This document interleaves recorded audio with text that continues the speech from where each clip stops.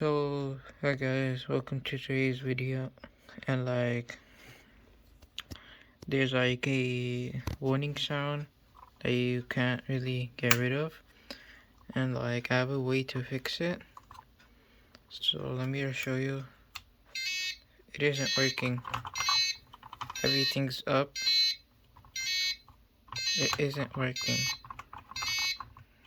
So a way to fix this is, I personally had a broken switch, so I basically cut off the switch, and if you take the yellow wire and the green wire and you stick them together, it works. Let me show you it one more time.